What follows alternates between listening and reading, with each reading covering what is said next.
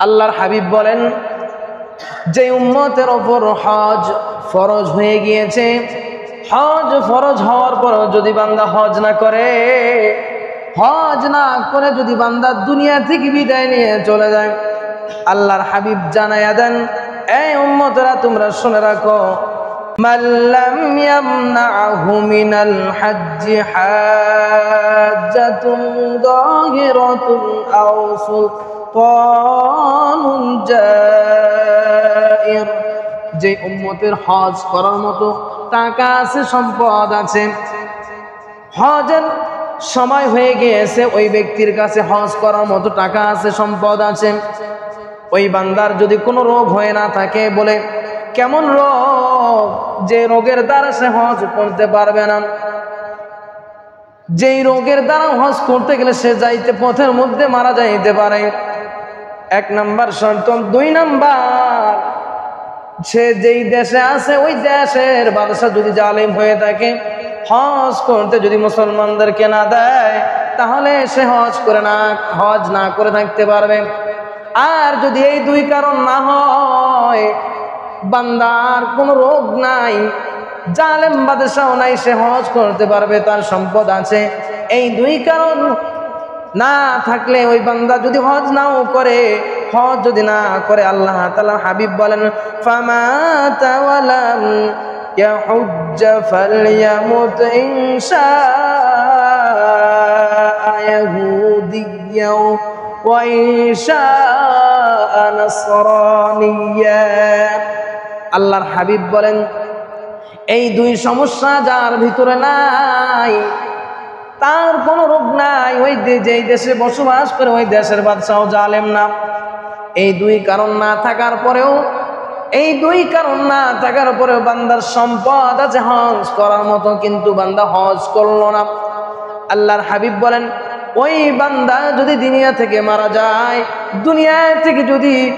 যায়, বিদায় নিয়ে চলে যায়, আল্লাহ তাআলার হাবিব বলেন, ওই বান্দা ইহুদি হয়ে মারা যাবে, নয়তো নাসারা হইয়া মারা যাবে। জোরে বলি নাউজুবিল্লাহ। তাহলে আল্লাহর হাবিব কি বললেন? তোমার সম্পদ আছে, তোমার হজ করার মতো। এখানে দেখেন, এখানে কিন্তু হজের জন্য বয়স নির্ধারিত করেন নাই, এখানে হজের জন্য কিন্তু বয়স বলেন নাই যে তুমি 60 বছর হলে হজে যাবা, 70 বছর হলে হজে যাবা, এই কথা কিন্তু রাসূল বলেন নাই। রাসূল বলেন, তুমি 25 বছর তোমার বয়স হয়েছে, 26 বছর হয়েছে, 30 বছর হয়েছে, এই বয়সের মধ্যে তুমি যদি সম্পদ আলা হয়ে যাও, হজ করার মতো তোমার যদি সমর্থ হয়ে যায়, আল্লাহর হাবিব বলেন তোমার উপর হজ করা। আল্লাহ বলছে তোমার সম্পদ হয়ে গিয়েছে, তোমার হজ করার মতো টাকা হয়ে গিয়েছে, সম্পদ হয়ে গিয়েছে, তুমি হজ করে ফেলো। আর যদি এই অবস্থায় তুমি মারা যাও, হজ না করে মারা যাও, তাহলে তুমি ইহুদি হয়ে মারা যাবে, তুমি নাসারা হয়ে মারা যাবা। কত বড় কথা বলেছে, খেয়াল করছেন? কত বড় কথা বলেছে এখানে। আমার আপনার সম্পদ আছে কিনা আমরা নিজেরাই জানি, হজ করার মতো আমার আপনার সম্পদ আছে কিনা আমরা নিজেরাই জানি। আর একটা হচ্ছে হজ, অনেকে আছে টাকা থাকার পরেও করতে পারে না, নসিবে হয় না। বলে কেন? বলে যদি প্রেমের মতো হয়, ভালোবাসা যদি ভালোবাসার মতো হয়, যদি মনে মনে টান থাকে, মহব্বত যদি তার প্রতি থাকে, খোদার প্রতি যদি মহব্বত থাকে, সৃষ্টিকর্তার প্রতি সাথে যদি প্রেম থাকে, আল্লাহর হাবিব বলেন এমনও মানুষ আছে কোটি কোটি টাকার মালিক, কিন্তু হজ করার মতো সমর্থ হয় না, হজ করার মতো ব্যবস্থা হয় না। বলে কেন? বলে তার জন্য আল্লাহ রব্বুল আলামিনের পক্ষ থেকে ডাক আসে নাই, মহব্বত আল্লাহর প্রতি আসে নাই, রাসূলের প্রতি আসে নাই।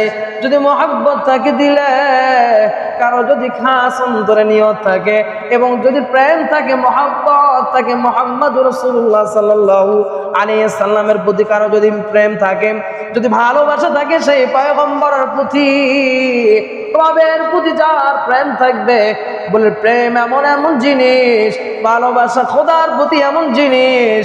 বলেন আল্লাহ রাসূল সাহাবীদেরকে বয়ান করে শোনাইতেছে, সাহাবীরা রে তোমরা শোনো, একটা পিপিলিকাও আল্লাহর কাবার ঘর হজ করেছে, সাহাবীরা বলে কিভাবে কিভাবে? বলে হাজার হাজার মাইল দূরে পিপিলিকা আল্লাহর কাছে দোয়া করে, আল্লাহ গো আমার ইচ্ছা হয় আমি তোমার কাবা ঘর তওয়াফ করব, আমি তোমার হজ আদায় করব। আল্লাহ গো আমি তো ছোট প্রাণী, আমি তো যাওয়ার মতো সম্পদ নাই, আমি তো যাওয়ার মতো ব্যবস্থা নাই, আমি তো এত ক্ষুদ্র প্রাণী, কিভাবে যাব আল্লাহ গো? আমার মন ভালো লাগে না, আমি হজ করতে চাই তোমার কাবা, আল্লাহ গো আমি শুইতে চাই, আমি তোমার কাবার কাছে যাইতে চাই। আল্লাহ তাআলার প্রেম ভালো লাগে গেল, বলে আল্লাহর প্রতি এত ভালোবাসা, এত প্রেম শুরু হয়ে গিয়েছে আল্লাহর সাথে। আল্লাহকে ডাক দিয়ে বললেন, আল্লাহর প্রেম শুরু হয়ে গেল। আল্লাহ তাআলা জিবরিলকে বলে, জিবরিল রে ওই যে পিপিলিকাটা আমার প্রেমে পড়েছে, আমার কাবা ঘর শুবে, যাও যাও এক পাখিকে হুকুম করো, পাখি রে যাও ওই পিপিলিকা নিয়ে তুমি মক্কা মদিনা ঘুরায় নিয়ে আসো। সুবহানাল্লাহ। তাহলে আমাদের প্রেম থাকতে হবে সেই মালিকের প্রতি, ভালোবাসা থাকতে হবে আল্লাহর প্রতি।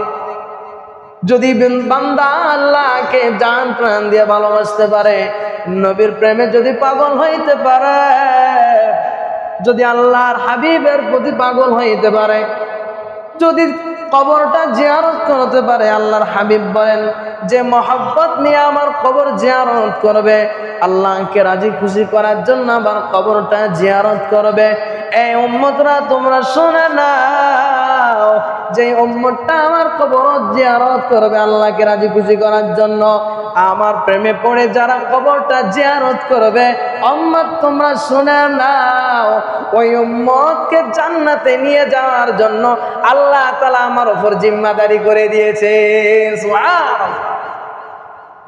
তাহলে যে উম্মত আল্লাহর হাবিবের প্রতি প্রেম ভালোবাসা থাকবে, আল্লাহর হাবিব বলেন আমাকে মহব্বত করে, আল্লাহকে ভালোবেসে যদি আমার কবরটা কেউ জিয়ারত করে, আমার কবরটা যদি কেউ জিয়ারত করে, কবরে গিয়ে যদি সালাম দেয়, আসসালামু আলাইকা ইয়া রাসূলুল্লাহ, আসসালাতু ওয়াসসালামু আলাইকা ইয়া হাবিবাল্লাহ। রাসূল বলেন আমার কবরে যদি জিয়ারত করতে পারো রে উম্মত, আমার কবরে যদি সালাম দিতে পারো, আমার সাথে যদি সাক্ষাৎ করতে পারো, আমি তোমাকে নিজের জিম্মায় আমি জান্নাতে নিয়ে যাব। সুবহানাল্লাহ। আমাদের সুবহানাল্লাহ বলার ইচ্ছা করতেছে না। আমরা এমন মত, আল্লাহর প্রতি কেমন ভালোবাসা। আল্লাহ তাআলা এত সুন্দর হজ দিলেন, আল্লাহর হাবিব এত সুন্দর অফার দিলেন, অফারটা আপনাদেরকে শোনাইলাম, মুখ থেকে সুবহানাল্লাহ বাইর হইল না। আল্লাহ তাআলা বলেন দুনিয়ার মানুষরা, আমি তোমাকে সম্পদ দিয়েছি, সম্পদের মালিক হয়েছ, সম্পদের মালিক হয়েছ, যাও যাও ওই যে নবীর কবরটা জিয়ারত করে আসো, আমার কাবা ঘরটা ঘুরে ঘুরে আসো। বলে আমার কাবা ঘর ঘুরলে কি হবে জানুনি? এদিকে রসুলের হাদিস জানলাম, রসুলের কবর জিয়ারত করলে রসুল জান্নাতে নিয়ে যাবে সুপারিশ করে। আর যদি কাবা ঘর তওয়াফ করি তাহলে আমার ফজিলত কি, আমাদের ফজিলত কি? আমার আল্লাহ বলেন তুমি যদি আমার কাবা ঘর তওয়াফ করতে পারো, আমি আল্লাহ তোমাকে, তুমি যদি কোনো তাওয়াফ করার পরে কোনো যদি ফাসিকি না করো, মানুষকে যদি কষ্ট না দাও, তোমার জবান যদি সুন্দর রাখো, তোমার জবান দিয়ে যদি কাউকে কষ্ট না দাও, তোমার ব্যবহার দিয়ে যদি কাউকে কষ্ট না দাও, তুমি শুনে নাও আমি আল্লাহ রব্বুল আলামিন হজ করার সঙ্গে সঙ্গে, কাবা ঘর তওয়াফ করার সঙ্গে সঙ্গে আমি আল্লাহ রব্বুল আলামিন তোমাকে এমন ভাবে মাসুম বানাইয়া দেয়, যেভাবে এইমাত্র একটা মার গর্ভ থেকে সন্তান জন্ম নিলে দুনিয়াতে আসলে তার যেমনি ভাবে কোনো গুনাহ থাকে না জীবনের মধ্যে, আল্লাহ রাব্বুল আলামিন বলেন ওই বান্দা যখন তওয়াফ করবে, তওয়াফ করা শেষ হওয়া মাত্র ওই বান্দার জীবন থেকে সমস্ত গুনাহগুলোকে আমি আল্লাহ তাআলা মাফ করে দিব। সুবহানাল্লাহ। তাহলে আল্লাহর হাবিব বললেন তোমরা যদি আমার কবরটাকে জিয়ারত করতে পারো আমি তোমাকে সুপারিশ করে জান্নাতে নিয়ে যাবো। আর আল্লাহ বলেন তুমি যদি আমার কাবা ঘরটা তওয়াফ করতে পারো তাহলে আমি আল্লাহ তাআলা তোমার জীবনের সমস্ত গুনাহগুলোকে মাফ করে দেব। আর আমরা আসি হজ করি কখন? বয়স যখন শেষ হয়ে যায়, শেষ পর্যায়ে মরে যাব 2 দিন পর, এই সময় হজ করি এক। আর দ্বিতীয়তে হজ করি আমরা কখন জানেন? মানুষকে নাম ফুটানোর জন্য, মানুষকে নাম ফুটানোর জন্য। আল্লাহর হাবিব বলেন যে বান্দা হজ করলো অথবা উমরা করলো, উমরা করে আসার পরে যদি এলাকায় বলে আমার নামের সাথে হাজী সাহেব লাগাও, আমাকে কেন তোমরা হাজী বলো না, আমাকে কেন তোমরা হাজী বানো না, আল্লাহ রসুল বলেন এই নিয়তে যদি কোনো বান্দা হজ করে বলে বান্দার সমস্ত টাকা বিফলে যাবে, তার গুনাহ মাফ হবে না, রসুলের সুপারিশ তার নসিবে হবে না, তার কোনোটাই হবে না। এখন আছে না আমাদের মাঝে অনেকে হজ করে আসে কয় আমার হাজী কয় না। হ্যাঁ, আমি নিজেও দেখি আমারে কয় যে আমার নাম শুরুতে হাজী সাহেব বললেন না, না আমি এখন বলা লাগে আর কি করার। এ মনে করছে যে আমি হজ করছি আমি সব পেয়ে গিয়েছি। না, আপনি হজ করছেন, মানুষকে কেন জানতে হবে? এখন আমরা হজ করি কেন? মানুষ যেন জানে, আমাকে যেন এলাকাতে হাজী সাহেব বলে, আমাকে যেন মূল্যায়ন করে। বলে এইটাই যদি চান তাহলে তো আল্লাহ তাআলা আপনাকে হজের সব দিবে না, আল্লাহ তাআলা আপনাকে মাসুমও বানাবে না, নবী আপনার সুপারিশও করবে না। কেন? আপনার ইচ্ছা ছিল মানুষ আপনাকে হাজী সাহেব বলবো, আপনার ইচ্ছা পূরণ হয়ে গিয়েছে, আপনি হজের ফজিলত পাবে